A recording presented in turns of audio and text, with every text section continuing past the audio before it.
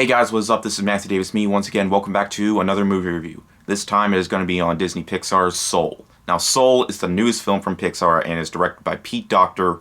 Instead of going to the theaters as planned, it went straight to Disney Plus this Christmas. Unlike Mulan, this is available to Disney Plus members for free because they know they screwed up when they charged $30 for Mulan. So hopefully they won't make that mistake again. This film is about a music teacher named Joe Gardner, played by Jamie Foxx, who dreams of becoming a famous musician. And when he manages to get a gig at a club, he accidentally gets into a coma and goes to this world called the Great Before. From there, he meets a soul called 22, played by Tina Fey, and as he tries to find out how to get put back in his body, 22 starts to experience stuff us, as humans, have always kind of asked ourselves. This is pretty much a film about answering some of the world's biggest questions.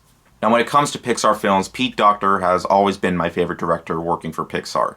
Up is my favorite Pixar movie of his, and is my favorite Pixar film of all time. Monsters, Inc. was one of the very first Pixar films I ever watched as a kid. I got to see a re-release of that movie in a theater this year, and Inside Out was a film that proved that Pixar can still make amazing movies that could stick with us for a while.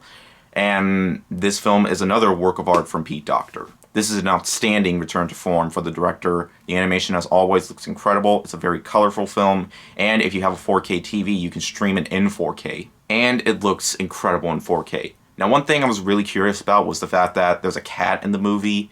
If you know me, I love cats. I own too many cats right now, but I was wondering why there was a cat in the movie, as we never saw it in the trailer. But there's actually a big reason why there's a cat in the movie, which I obviously won't spoil, and it actually makes a lot of sense. And I like what they did with it. As I knew Jamie Foxx's character wasn't going to be a soul throughout the whole movie, so when they revealed what they did, I was genuinely excited for the direction they went with the movie. The movie managed to be very entertaining with its humor, which is something kids will love and adults can appreciate as well. But really, what made this movie for me, just like Pixar's other films, is the message and the emotion that the film brings. And it manages to be a very strong message and is something that we needed to see this year from Pixar. But really, the show stealer here is Soul 22, played by Tina Fey. Because as a soul, she never experienced what other people have, and at first she wants nothing to do with it.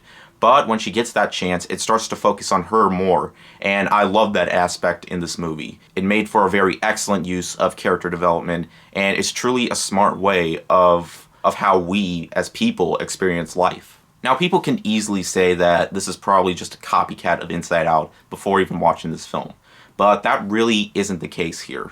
Inside Out was a film about emotions. This is a film about souls. And they're two totally different movies that tell different stories. So I recommend going into this movie not expecting an Inside Out ripoff. If I had to take out one thing I didn't like about this movie, and it's kind of hard to find that many problems with this film, because honestly, I was just really trying to think hard of what I didn't like about this movie, but I found one.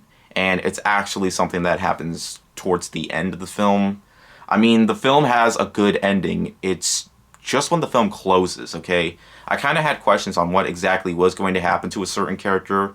It's kind of hard to spoil, but it might make sense if you watch it. But other than that, Soul is still a wonderful film. It's a great story about our life as people and our purposes in life. It was funny, it had heart, it's another fun adventure from Pete Docter, though I think his other three movies are a bit better than this.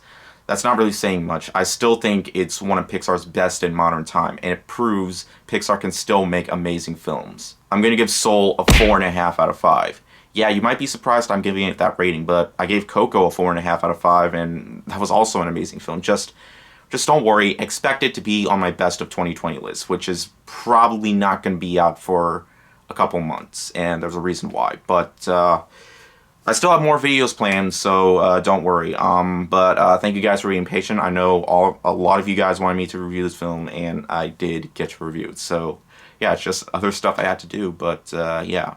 But anyways, thank you guys so much for watching, and I'll see you guys later. Word out.